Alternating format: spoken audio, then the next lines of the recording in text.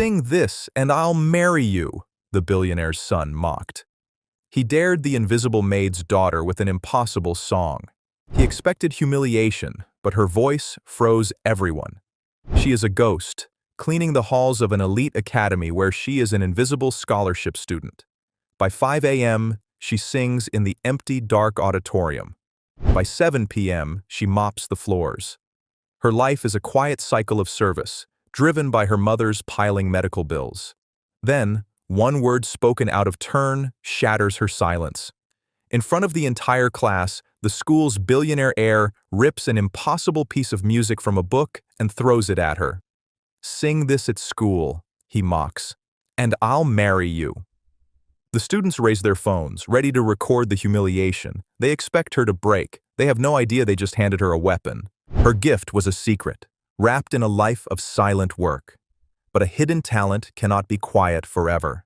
It only waits for the right moment to be heard. The insult echoed in the high, sunlit halls of Summit Ridge Academy.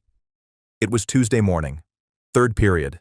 The class was Advanced Music Theory, a room filled with the sons and daughters of the city's elite. They sat in expensive, casual clothes, discussing complex compositions with an easy, careless confidence. In the back row, Eliza Mayhew sat perfectly still. She was silent. She did not belong here. Eliza was a ghost in a worn, second-hand uniform. She was present only because of a long-forgotten scholarship fund, a fund that barely covered her books. Mrs. Evelyn Croft, the department head, pointed to the large screen at the front of the room. On it was the sheet music for Der Hollerach. It was the famous, furious aria from Mozart's The Magic Flute. "This," Mrs. Croft announced, her voice sharp, "is the pinnacle of the coloratura soprano. It is a test of vocal agility and deep emotional power. Few professionals in the world can truly master it." A hand went up. It belonged to Carter Pendleton III. "Mrs. Croft," Carter said. His voice was smooth and lazy. He did not bother to stand. "Come on. No high school student can actually sing that. It's just screeching. It sounds like a cat in a blender." The class laughed. It was the laugh of a crowd that knew who its leader was. Carter Pendleton III was the son of a billionaire. His family's name was carved in granite on the new gymnasium. He was tall, handsome, and moved with an arrogance that came from a life without consequences. He had never been told no. "It's not screeching," a quiet voice said from the back. Every head turned. 24 faces all at once. Eliza Mayhew's face burned a deep, painful red. She had spoken without thinking. Her hands were instantly clammy. Carter's eyes narrowed. He did not know her name. He only knew her as the girl who sometimes wiped down tables in the cafeteria, the girl he passed in the hall, the one who always looked down. "I'm sorry?" Carter challenged. A cruel, handsome smile played on his lips. He was enjoying this. "What did you say?"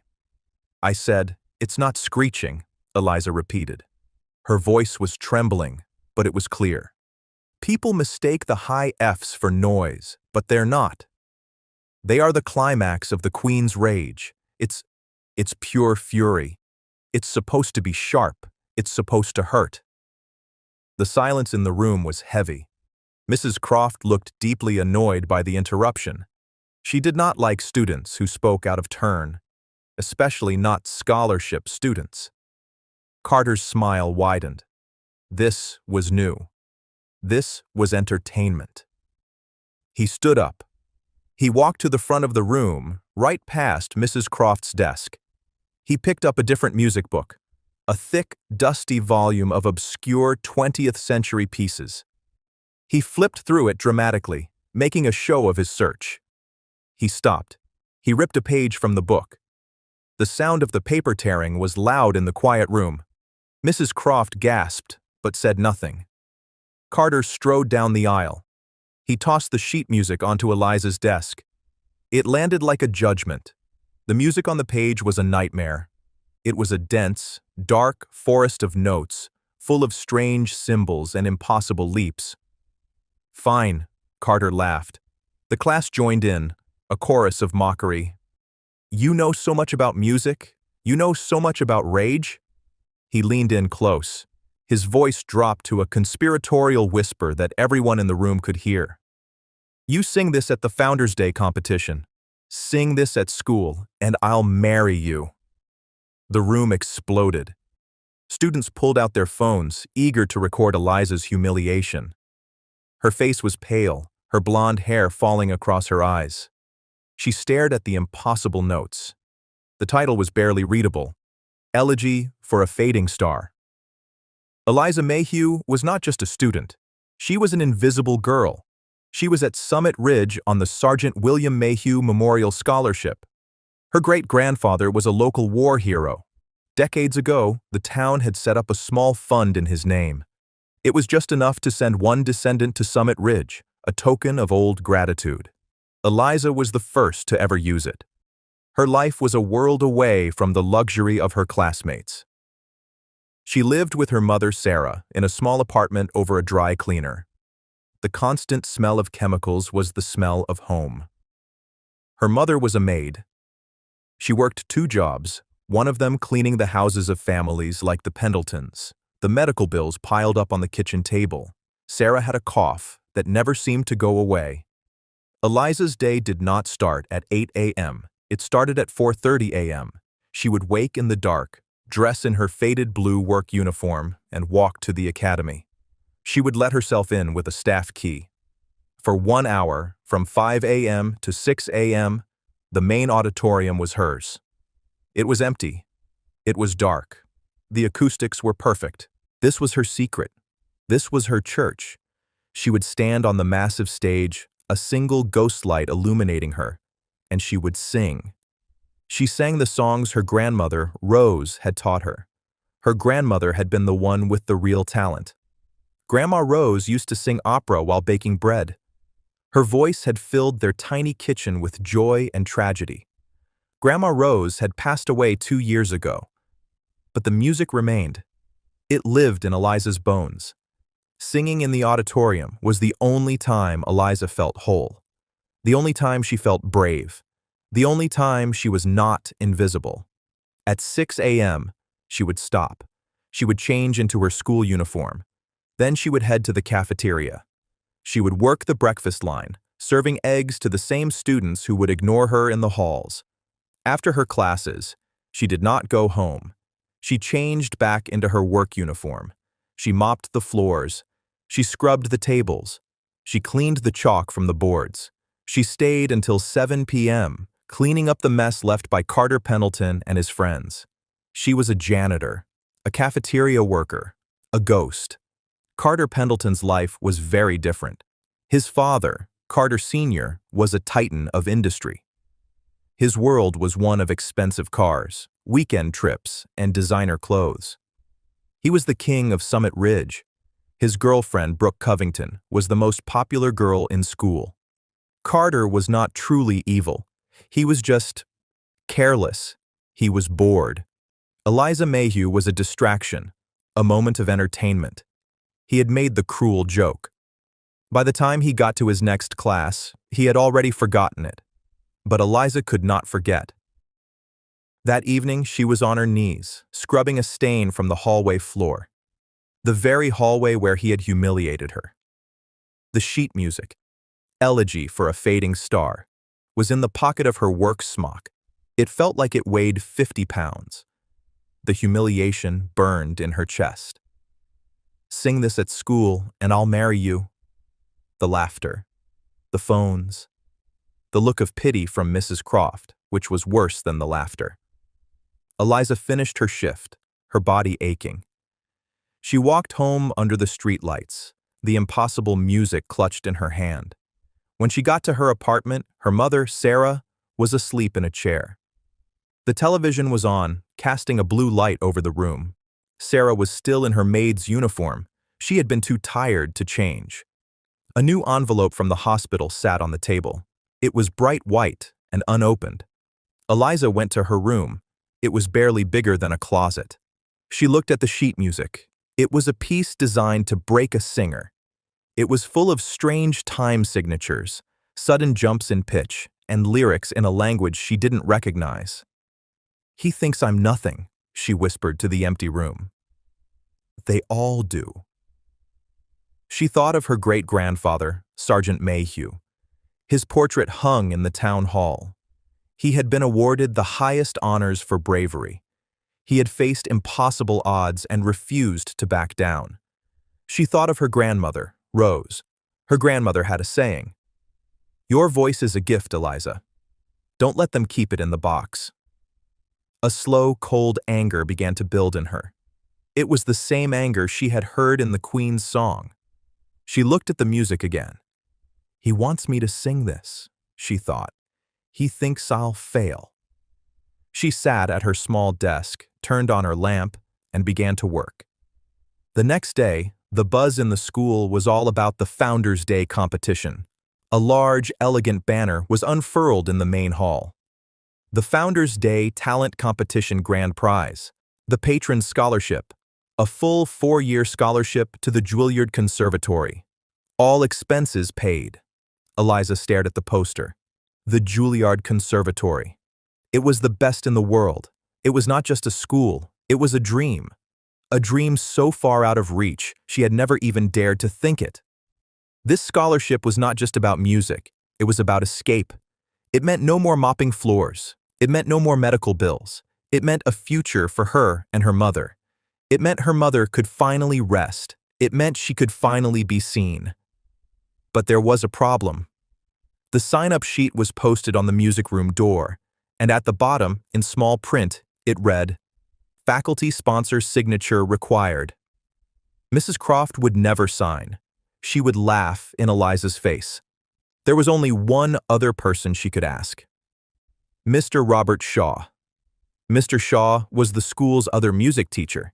He was the opposite of Mrs. Croft. Where she was sharp, polished, and modern, he was old, weary, and smelled of dust and coffee. Mrs. Croft taught the elite advanced theory classes. Mr. Shaw taught music appreciation to students who just needed the credit. He had been at Summit Ridge for 40 years. He had seen generations of rich, spoiled children pass through his room. He was jaded. He was tired. He had also been in the back of the auditorium during the incident with Carter Pendleton. He had heard Eliza's quiet correction about Mozart, and he had heard Carter's cruel reply. Eliza found him in his music room after school. It was a small, cluttered room in the basement.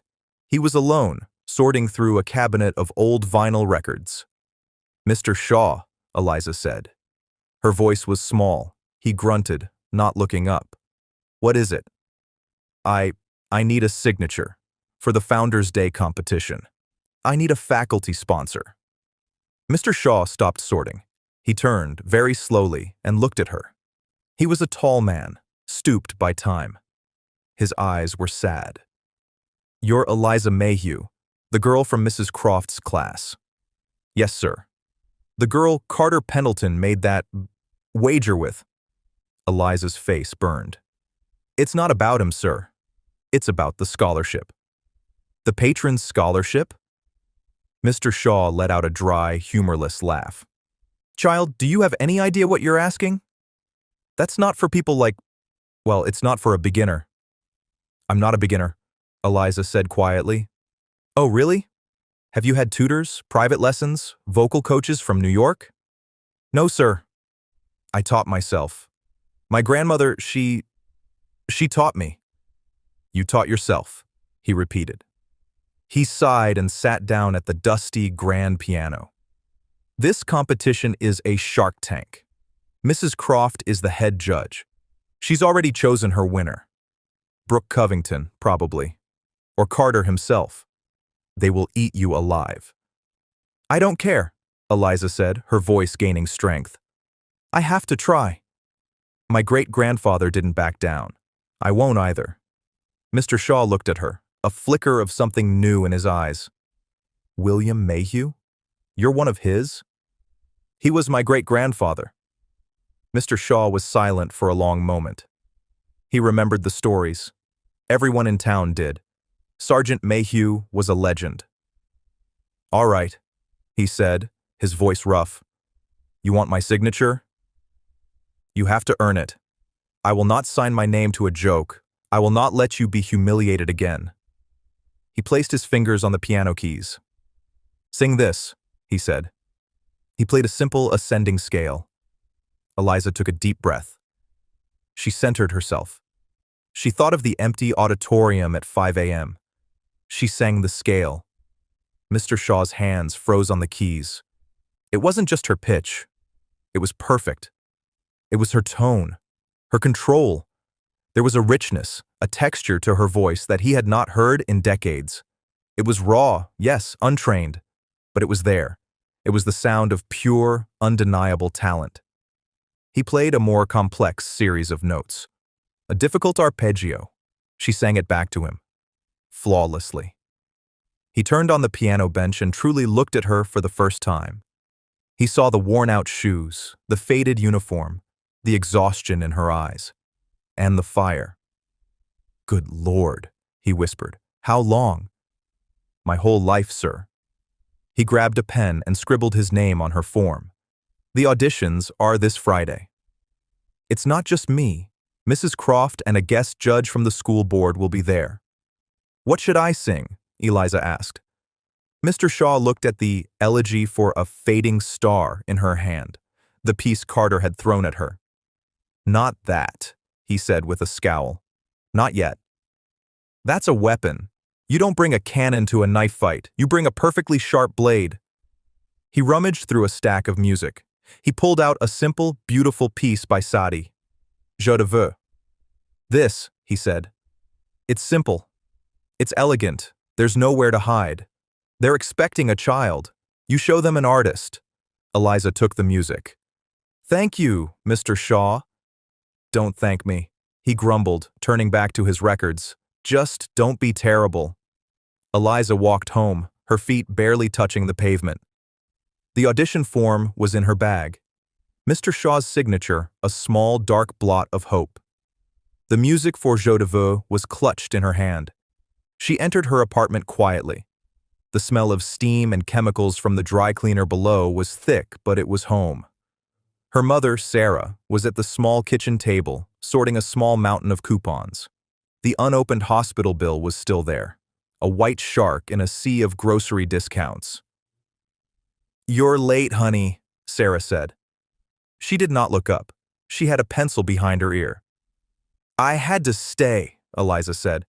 She put the music down on the table. Sarah finally looked up. Her eyes were tired, with dark circles underneath. She saw the sheet music. What's this? It's for a school competition, the Founders' Day event. A competition? Sarah put the pencil down. Eliza, we don't have time for games. That school is for them, not for us. You have your work. You have your studies. It's not a game, Mom. Eliza's voice was firm but gentle. The grand prize. It's a scholarship, a full scholarship to the Juilliard Conservatory in New York. Sarah stopped. She stared at her daughter. Juilliard? She whispered. The name sounded foreign, like a place on a map she could not find. I have to try, Mom. Grandma rose. She would have wanted me to try. Sarah looked at her daughter. She saw the same stubborn set of the jaw that her own mother, Rose, had. She saw the same fire that Sergeant William Mayhew had in the old, cracked portrait at the town hall. Oh, Eliza, Sarah said, her voice breaking. She coughed, a dry, racking sound that shook her thin frame. Of course, you must try. Of course you must. Eliza put her arms around her mother. It's okay, Mom. I'll make us breakfast. No, Sarah said, pulling away. She looked at the music. You practice. I'll make the toast. The next morning, the auditorium was cold. It was 4:45 a.m. Eliza stood on the stage, the single ghost light casting a pale circle around her. She opened the music for Je te veux. It was a simple, tender song, a song of longing. She began to sing. Her voice, at first, was small in the vast, dark space. She was singing for herself. She was singing for her mother. She was singing for her grandmother, Rose. She did not know that, in the back, in the deepest shadows of the last row, Mr. Shaw was standing. He had come in early, drawn by a small, nagging hope. He listened. He closed his eyes. The song was simple. Her voice was not. It was a clear, strong bell. It had none of the artificial polish of Mrs. Croft's other students. It was something real, something pure. He had heard voices like this only twice before in his 40-year career. Both times, they were on the great stages of Europe. He slipped out before she finished, his heart pounding with a feeling he had not felt in years. It was not just hope, it was fear. He was afraid of what Mrs. Croft would do to this girl. Friday came. The auditions were held in the small, formal recital room, not the main auditorium. The room was full of nervous energy. Students in crisp, expensive clothes paced the hall, whispering to each other. They clutched leather music folios. They hummed complex, showy passages. Brooke Covington was there, holding court by the windows. She was Carter Pendleton's girlfriend. She was beautiful, blonde, and wore her privilege like a royal robe. She planned to sing a difficult, flashy Italian aria. She saw Eliza standing alone by the water fountain. Eliza was in her school uniform. It was clean, but the cuffs were frayed. "I'm surprised they let the staff audition," Brooke said loudly to her friends. "What are you going to do? Mop the stage?" Her friends laughed. Eliza looked down, her face burning. She clutched her single sheet of music. "Eliza Mayhew," a voice called from the door. It was her turn. Eliza walked into the room. It was small and bright. 3 tables were arranged at the front. Mrs. Croft sat in the middle. She looked bored. Mr. Shaw sat on the left. He was staring at his pen. On the right sat Mrs. Helen Gable, a kind-looking woman with gray hair. She was from the school board. She smiled at Eliza. "Name and peace, dear," Mrs. Gable said. "Eliza Mayhew, sir, ma'am. I'll be singing Je te veux by Eric Satie." Mrs. Croft's pen clicked. "Satie? How quaint. A simple cafe song, not exactly conservatory level, is it?" "Just sing, Miss Mayhew," Mr. Shaw said, his voice a low grumble. The school's accompanist, a nervous young man, began to play the simple, rolling piano chords. Eliza took a breath. She closed her eyes. She was not in the room. She was on the dark stage at 5 a.m. She sang. The room changed. The air stilled. The accompanist's eyes went wide. He had been playing for the other students all day. They had been loud. They had been technically skilled. This was different. Eliza's voice was not loud. It was intimate. It was clear as glass. She did not just sing the notes. She told the story. She sang of wanting, of longing, of a simple, desperate human need. Mrs. Croft's pen stopped clicking. She sat up, her eyes narrowed. This was not the mousy, invisible girl from her class. Mrs. Gable had tears in her eyes. She was thinking of her late husband. Mr. Shaw looked at the floor, a small, secret smile on his face. The song ended. The last note hung in the air, a perfect, shimmering thread. Silence. Eliza opened her eyes. She was terrified. "Well," Mrs. Croft said, clearing her throat. She was angry. This was not part of the plan. This girl had no right to be this good. "Your French is acceptable, but the piece is far too simple. It shows no real range." "I disagree, Evelyn," Mrs. Gable said. Her voice was gentle, but firm. "That was the most honest piece of music I have heard all day. Your control, Eliza, it's breathtaking." "She has talent," Mrs. Croft said, as if it were a disease. "But she is untrained. Raw. She would be torn apart in the finals." "Then we should train her," Mr. Shaw said, finally looking up. It was the first time he had spoken. "That is what a school is for, isn't it?" Mrs. Croft stared at him. It was a challenge. "She's in," Mr. Shaw said, not to Mrs. Croft, but to Eliza. "You're in the competition. The finals are in 2 weeks. Be in my office, Monday, 4 p.m. Eliza nodded, unable to speak. She almost ran from the room. She stumbled into the hall, her heart a drum against her ribs. The news was out before she even got to her cleaning shift. Carter Pendleton was in the student lounge, playing a video game on the massive screen. His friends were draped over the leather sofas. "You are not going to believe this," Brooke Covington said. She stormed into the room, her face red with anger. "Whoa! What's wrong?" Carter said, not taking his eyes off the game. "That Maid," Brooke spat. "The janitor girl. Eliza. She's in the finals." Carter paused the game. He turned. "What are you talking about?" "She sang in the auditions. Old Shaw and that Gable woman, they put her through. Evelyn Croft is furious. She's going to sing in the Founders' Day competition." Carter was silent. He was thinking. "Wait," one of his friends, Mark, said. "Eliza? Eliza, isn't that the girl?" "The one from class," Carter said slowly.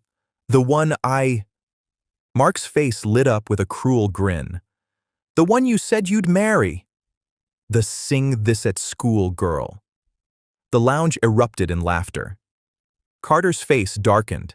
His stupid, careless joke was now a public event. "And guess what she sang?" Brooke fumed. "Some stupid, simple French song. Not the monster piece you gave her. She chickened out. She's a coward and a fraud." Carter stood up. He was not laughing. He was annoyed. This girl was making him look stupid. "So she's in," he said, grabbing his backpack. "Good. Let her be. It'll be even more fun to watch her crash." "Where are you going?" Brooke demanded. "Music room," Carter said. "I'm in this competition too, remember?" "I actually have to go practice." He left. He was not just annoyed. He was something else. He couldn't put his finger on it. He thought of the girl in the class, the way she had looked at him. Not with fear, but with nothing. Like he was not even there. And then, her quiet voice. "It's not screeching." He had never been corrected before. Monday afternoon, Eliza knocked on the door of Mr. Shaw's basement office. "Come in," he grunted. The room was a mess of music scores, dusty instruments, and old coffee cups. Mr. Shaw was sitting at the piano. "You were good on Friday," he said. "Good enough." "Thank you, Mr. Shaw." "Don't thank me." "You embarrassed Mrs. Croft. She does not like being embarrassed. She will be coming for you in the finals." I don't understand." "The finals are not just a talent show, Eliza. They are a political fight. Mrs. Croft wants her student, Brooke, to win. It makes her department look good. You are a problem. You are an unpolished, unknown problem." "What do I do?" "You stop being unpolished," he said. He pointed to the piano. "You have 2 weeks. We are going to work. 4 a.m. in the auditorium for vocals. 4 p.m. in here for theory. You will eat, sleep, and breathe music. Your janitor job." "I can't quit," Eliza said, panicked. "My mother, we need the money." Mr. Shaw looked at her, his expression hard. He sighed. "Fine. Then you will be tired. You will work from 4 a.m. to 7 p.m. every day." Sergeant Mayhew did not quit. "You will not either." "Yes, sir." He tapped a stack of music on the piano. "Vocal exercises, scales, breathing techniques. We are going to rebuild you from the ground up." Eliza nodded, her eyes fixed on the music. "One more thing," Mr. Shaw said. He reached under a pile of papers and pulled out a single, torn page. It was the Elegy for a Fading Star, the piece Carter had thrown at her. "Where did you get this?" Eliza whispered. "I found it in the trash bin outside the music room last week," Mr. Shaw said, his eyes cold. "I assume you threw it away." "It's impossible," she said. "The language, the notes. The language is Hungarian," Mr. Shaw said. "The music is by a composer who lost his entire family in the war. It's not a song. It's a scream. It's a howl of grief." He placed the music on the stand in front of her. "Carter Pendleton meant it as a joke. He gave you a nuclear bomb and dared you to light the fuse." I can't sing this, Eliza said, staring at the dense, angry notes. No, you can't, Mr. Shaw agreed. You are not ready. Your voice would be shredded by the second page. You don't have the technique, and you don't have the rage. I have the rage, Eliza said, so quietly he almost missed it. Mr. Shaw looked at her. He saw the fire again, banked low. Good, he said. We'll do the sati for the competition. It's safe, it's beautiful. You will win the scholarship with that. He tapped the elegy with one long finger. But we will practice this. We will practice this in secret. We will practice this for you, not for them, not for the scholarship. We will practice this for your grandmother. For my grandmother? Yes, Mr. Shaw said. Talent like yours is a gift from God, Eliza. But it is also a responsibility. You are responsible for every note. This is the work. And so, the work began. The next 2 weeks were a blur. Eliza Mayhew's life became a sharp, repeating pattern of exhaustion and music. Her alarm clock buzzed at 4 a.m. The air in her small room was cold and dark. She would dress in layers, pull on her stocking cap, and walk through the silent sleeping town to the academy. At 4:30 a.m., Mr. Shaw would be waiting at the auditorium door. He was always there first, a large thermos of black coffee in his hand. Good morning, Miss Mayhew, he would grumble. Let's see if you still have a voice. The work was not glorious. It was not like the movies. It was hard, repetitive, and often boring. It was breathing. Breathe from your diaphragm, he would shout from the back row. Not your chest! I want to see the note, not hear it. Support it. Pretend you are Sergeant Mayhew holding up a collapsing bridge. It was posture. Your spine is a column of steel. The music rests on top of it. Do not slouch. Slouching is for amateurs. It was scales, endless scales, up and down, over and over, pushing her range by 1/2 step at a time. He was strengthening her voice, turning it from a beautiful, raw instrument into a refined, powerful tool. Again, and again, Miss Mayhew. The note must be your servant, not your master. At 6:30 a.m., he would nod. That will do. Go serve the eggs. She would run to the locker room, change into her cafeteria uniform, and work the breakfast line. She watched Carter Pendleton and Brooke Covington walk by, laughing, grabbing bacon without making eye contact. Then, a full day of classes. She was a good student, but she found her mind drifting from calculus to musical theory.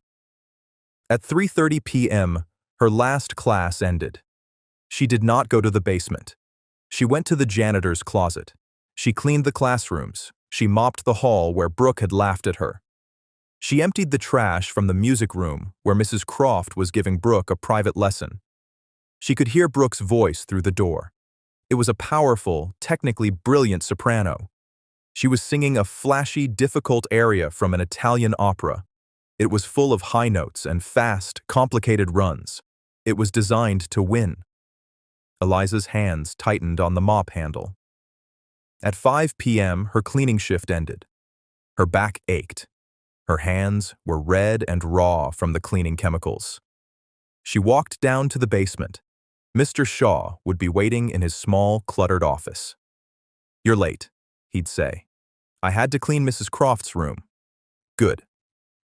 Humility is good for the artist. Sit. This was the other lesson. This was not about the Sati song. He did not even let her practice it. The Sati is a lullaby, he said. You can sing that in your sleep. This is where you learn. He would put the elegy for a fading star on the piano. At first, it was a disaster. The music was a dark, tangled forest. The Hungarian lyrics felt like stones in her mouth. The notes were unpredictable. They jumped from a low growl to a high, piercing wail. I can't, she said, her voice cracking, on the third day. It's too much. It hurts. Of course it hurts, Mr. Shaw snapped. He was not a kind teacher. He was a demanding one. The man who wrote this had just lost his home, his wife, and his child. He wrote this, And then he never wrote music again. Do you think it is supposed to be pretty? You are not singing notes, Eliza. You are singing the sound of a life ending. He pointed to her. You told me you had the rage. I don't see it. I see a polite girl trying not to make a mistake. I am trying, Eliza said, her frustration boiling over. Trying is not good enough. What do you know of rage? Of loss? What makes you angry, Eliza Mayhew? What? He pushed. That you have to work? That you have no money? That your mother is sick? That those children upstairs treat you like furniture? Please, stop. That they laugh at you? Mr. Shaw stood up, his voice rising.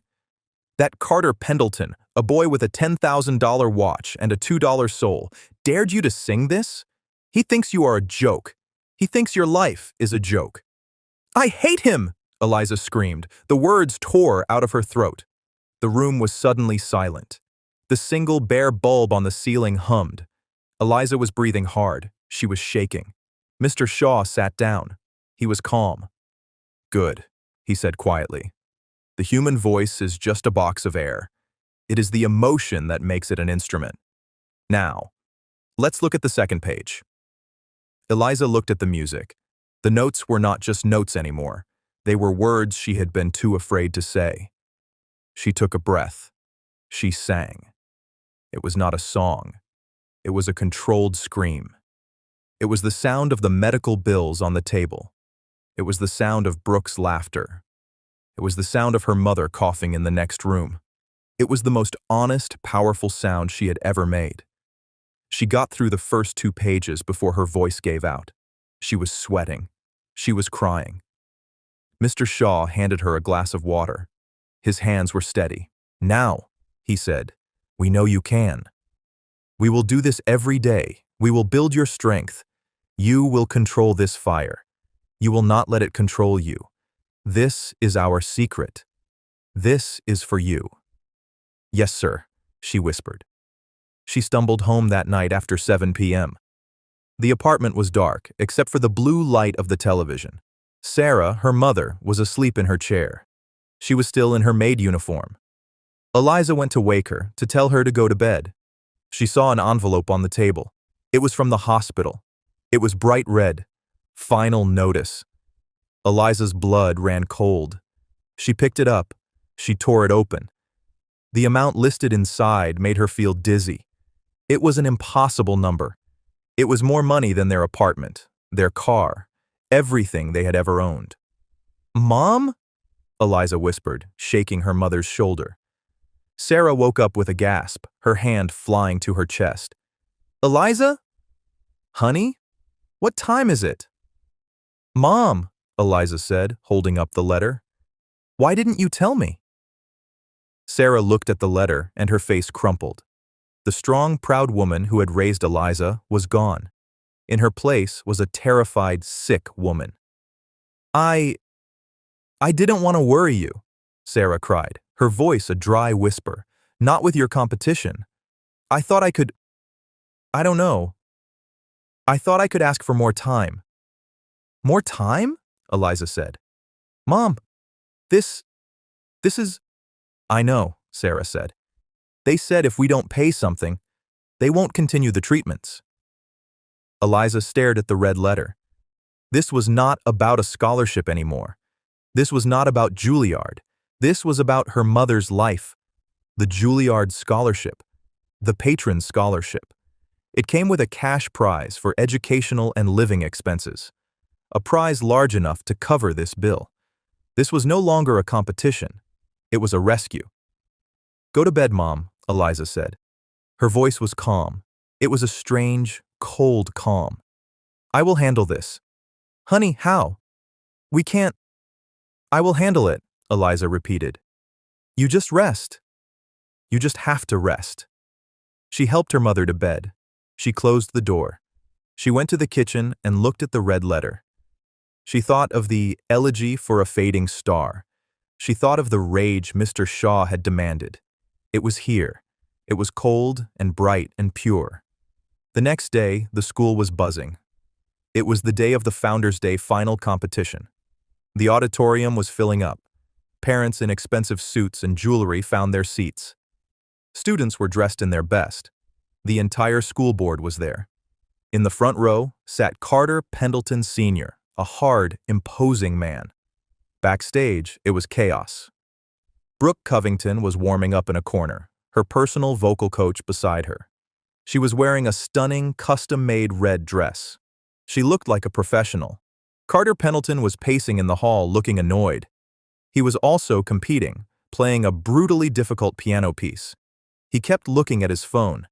Eliza was in a small, empty dressing room. It was the one usually used for storage.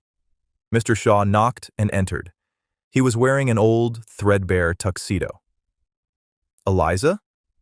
She was standing in front of the mirror. She was wearing her grandmother's only good dress. It was a simple, dark blue dress from at least 20 years ago. She had washed and ironed it. It was clean, but it was old. "I look like a ghost," Eliza said. "You look like an artist," Mr. Shaw said. "You look like your grandmother. You look like Sergeant Mayhew's relative. You have a backbone of steel." He handed her a small, folded piece of paper. "What's this?" "My notes," he said. "Remember, breathe, support, tell the story. The song is Je te veux. It is a song of longing. Sing it to them. Make them remember what it is to want something." "I can do this," she said. "I know you can." He paused. "Are you nervous?" "Yes," she said. "I'm terrified." "Good. Nerves are energy. Use it. Don't let it use you." He turned to leave. "Mr. Shaw," he stopped. "Thank you." "Don't thank me, Miss Mayhew," he grumbled. "Just don't be terrible." He left. Eliza took a deep breath. She could hear the muffled sound of the crowd. She could hear Mrs. Croft acting as the master of ceremonies, introducing the first act. Eliza walked out to the hallway backstage. Carter Pendleton was there, leaning against the wall. He saw her. He was not used to seeing her in a dress. He was not used to seeing her out of her uniform, either the school's or the janitor's. "So," he said, trying to sound casual. "The maid. You're actually going through with this." Eliza looked at him. She was not the same girl he'd mocked in class. She was not afraid of him. She was not afraid of anyone. "Yes," she said. "I am." Carter was taken aback by her calm. He had expected her to be a wreck. "That song you're singing," he said. "The Sadie. It's a simple piece. You're not going to win against Brooke with a simple song."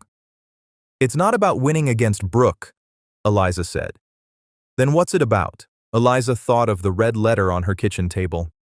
It's just something I have to do." Carter looked at her. He saw the dark circles under her eyes. He saw the strength in her jaw. The prickle of guilt he had felt before was now a sharp, uncomfortable jab. "That joke I made," he said, his voice suddenly low. "In class. About marrying you." "I remember," Eliza said. Her voice was cold. "It was stupid. I was bored. It doesn't matter, Carter," she said. "It does," he said, and he was surprised at his own intensity. "Brooke, she's been telling everyone. They're all waiting. They're waiting to see you sing the elegy. They think this is all a big joke." Eliza's eyes narrowed. "What?" "Brooke told everyone that the Marry Me joke was about the Sadie song, that I dared you to sing that simple song, and if you did, you were just trying to get my attention." Eliza felt the blood drain from her face. Brooke had twisted it. She had turned Eliza's one chance into a pathetic, desperate grab for a rich boy's attention. "They're not laughing at me, Eliza," Carter said. "They're laughing at you." The stage manager called a name. "Brooke Covington? You're on deck!" Brooke swept past them, her red dress rustling. "Wish me luck, Carter," she cooed. She shot a look at Eliza. "Try not to get mop water on the stage, dear." Brookie walked out. Eliza was left in the hallway. The cold rage from the basement was back. Carter saw the look on her face. "Eliza?" "I'm sorry." "Eliza Mayhew." The stage manager called. "You're next." Eliza looked at Carter. "You want to hear the elegy for a fading star?" she whispered. "You have no idea what you're asking for." She turned and walked toward the stage, leaving him alone in the hall. Brooke Covington swept onto the stage to a wave of applause. The red dress shimmered. She looked every bit the star. She was singing a modern, furiously complex piece, chosen by Mrs. Croft to highlight her technical precision. It was full of fast, staccato notes and jarring leaps. Brooke was a flawless machine. She hit every note. Her pitch was perfect. Her timing was robotic. It was a brilliant performance. It was also completely empty.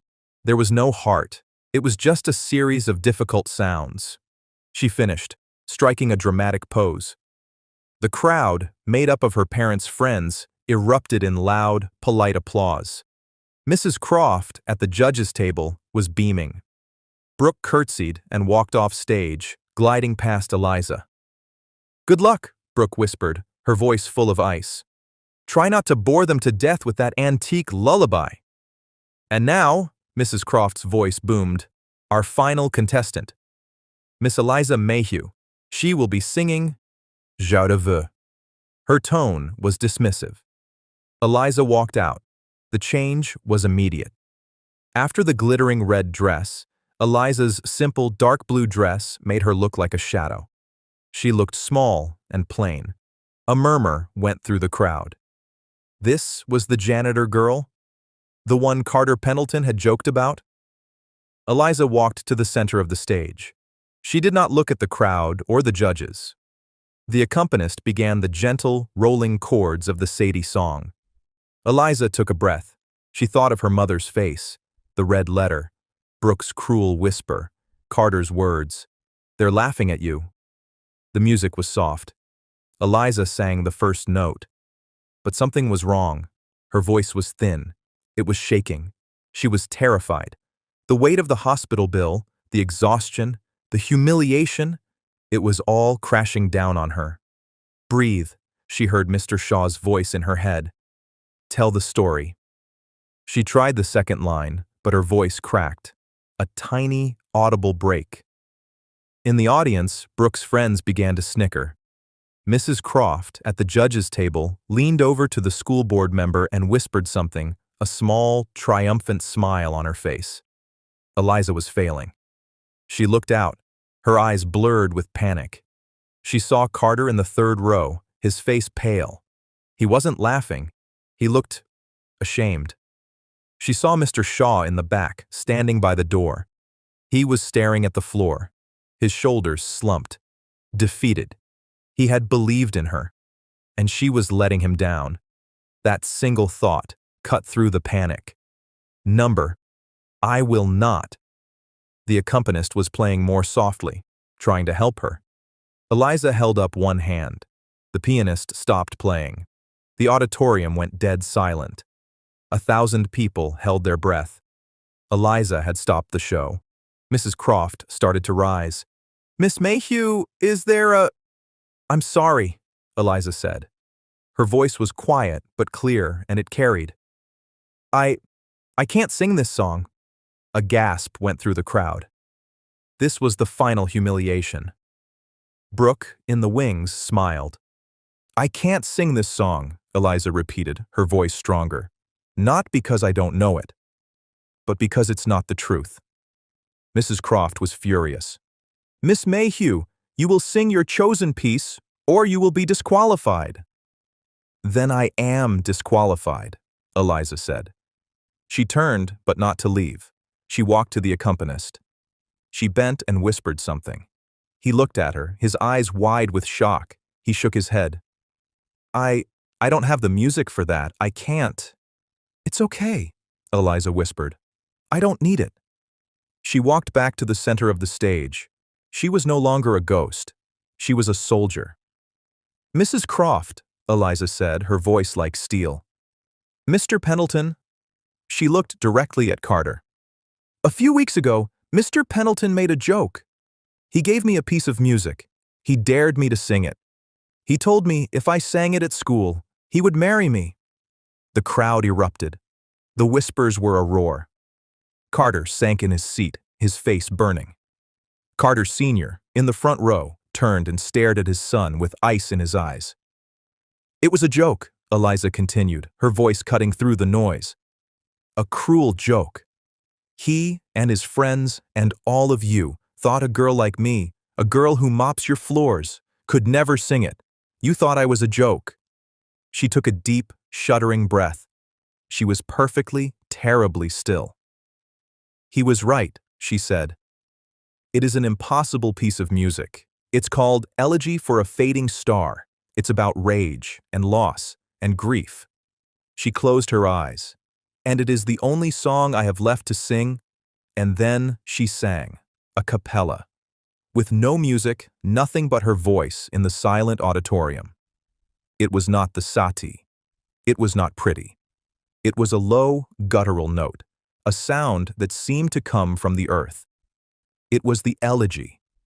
The first sound was so shocking, so full of pain, that people in the front row flinched. Mrs. Croft's face went white. This was not music. This was a violation. Mr. Shaw, in the back, stood up, his hand gripping the doorframe. His eyes were wide. He had told her she wasn't ready. Eliza sang of the lost home. Her voice was not a clear bell. It was a raw, powerful, wounded thing. It was her mother's cough. It was the red hospital letter. It was every time she had been ignored or laughed at. She was not just singing the notes. She was the notes. She reached the first impossible leap, the part Mr. Shaw had said would shred her. Eliza's voice did not just hit the note. It attacked it. It was a controlled, perfect scream. A note of such pure, focused rage that it seemed to shake the lights. The accompanist, forgotten at his piano, was crying. In the third row, Carter Pendleton was rigid. This was his fault. This creature on the stage, this thing of fire and sound. He had created her. He had given her the weapon. And now, she was using it to burn the world down. Eliza's voice built. She was in the heart of the piece, the part that was just a dense, dark forest of grief. Her voice broke, but it broke on purpose. It cracked and splintered, a perfect mirror of the composer's broken heart. This was not a girl singing. This was a woman breaking, and it was the most beautiful, terrifying thing anyone in that room had ever seen. She reached the final passage. The music called for a soft, fading note, but Eliza did not fade. She gathered every last bit of her breath. She thought of her great-grandfather, Sergeant Mayhew. She thought of her grandmother, Rose. She thought of her mother. She sang the final note. It was not a whisper. It was a roar. A single, sustained, crystal-clear note of pure defiance. It was the note of the Queen of the Night. It was the note of a warrior. It filled the auditorium. It pushed against the walls. It vibrated in the bones of every person. She held it. 1 second, 2, 5, 10. She held it until there was no air left in her body. And then, silence. Eliza stood, her chest heaving, sweat and tears rolling down her face. She had given them everything. She had nothing left. No one moved. No one clapped. No one breathed. The silence was a solid, living thing. It stretched for a minute. Then, from the back of the room, a single, rough voice. "Good God," Mr. Shaw whispered. He was the first to clap. A single, stunned clap. Then, from the front row, Carter Pendleton Sr. stood up. The billionaire. He looked at his son, then at Eliza. He, too, began to clap. And then, the auditorium exploded. It was not applause. It was a standing, screaming, crying ovation. People were on their feet, shouting. It was a roar. Eliza Mayhew just stood there and let it wash over her. Mrs. Croft was frozen, her face a mask of disbelief. The school board member was crying. Carter Pendleton III was still in his seat. He was not clapping. He was staring at the stage, his world completely tilted off its axis. He had made a joke, and she had turned it into a masterpiece. 1 week later, the small apartment above the dry cleaner was full of boxes. The red hospital bill was on the table. Stamped across it, in big black letters, were 2 words: paid in full. The Founders' Day competition had been a disaster for the judges. After Eliza's performance, there was no choice. The elegy was all that mattered. The patron's scholarship was hers. The Juilliard Conservatory. The cash prize had arrived in her mother's bank account 2 days later. "Eliza, are you ready?" Her mother, Sarah, called. Sarah's voice was different. The cough was still there, but the sound was lighter. It was the sound of hope. "Almost, Mom." Eliza was packing the last of her grandmother's things. She picked up a small framed photo of Rose. There was a knock on the open apartment door. Eliza turned. Carter Pendleton was standing there. He was not in his designer clothes. He was in simple jeans and a t-shirt. He looked smaller.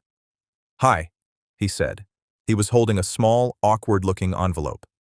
"Hi," Eliza said. She did not smile. She was waiting. "My father," Carter said. He grounded me for the next year. He took my car, my phone, my credit cards." "I'm sorry to hear that," Eliza said. "No, don't be," Carter said, looking at his shoes. "It's the first smart thing he's ever done. He's making me get a job here, at the dry cleaner downstairs, as an intern." Eliza almost smiled. "An intern?" "Yeah." He looked up. His eyes were clear. The lazy arrogance was gone. "I heard you sing. That day, I've never—" He couldn't finish. He held out the envelope. "This is for you. From my father," he said. "He said Sergeant Mayhew's family should never have had to struggle. He set up a new fund. For your mother. For her treatments. Forever." Eliza took the envelope, but she did not open it. "And this," Carter said, reaching into his pocket. He pulled out a single torn page. It was the Elegy for a Fading Star, the page he had ripped from the book. "I found this," he said, "in the trash. I think you should have it." Eliza looked at the impossible music. She looked at the boy in front of her. "Carter," she said. "Yeah? I'm not going to marry you." A small, genuine smile touched Carter's lips. "Yeah," he said, his voice rough. I figured that. I don't think I could handle it." Eliza took the music from him. "Good luck, Carter Pendleton," she said. "Good luck, Eliza Mayhew," he replied. He turned and walked down the stairs. Eliza stood in the empty room. She heard a car horn. It was Mr. Shaw. He was driving them to the airport. New York was waiting. She put the music in her bag. She took one last look at the small, cramped apartment. She thought of the empty auditorium at 5 a.m., the ghost light, the silence. Her gift was a secret, wrapped in a life of silent work. But a hidden talent cannot be quiet forever. Eliza Mayhew smiled. She picked up the last box, turned off the light, and closed the door. It was time to be heard. And that's where we'll leave Eliza, on her way to New York. Her grandmother's dress packed with the song of defiance that changed her life. I hope this story was a good escape, whether you were winding down for the night or just taking a quiet moment for yourself. What part of Eliza's journey hit you the hardest? Drop a comment below. I love reading your thoughts, and if you'd like to be part of this community, please consider liking and subscribing. It lets us know you're out there listening and helps us keep these stories coming. Thanks for spending this time with me. If you believe that true heroism lies in the everyday acts of dignity and perseverance, then you belong here. Subscribe to Unsung Heroes. Join our community to celebrate the resilience and worth of every individual and ensure their quiet sacrifices never go unnoticed. Like and share. Help us amplify these unfiltered, authentic stories by liking this video and sharing it with someone who needs to be reminded of the silent power of the human spirit. Be a witness. Hit the notification bell so you never miss a powerful look at life's challenges and triumphs across the American social landscape. Subscribe today and honor the silent power of the human spirit.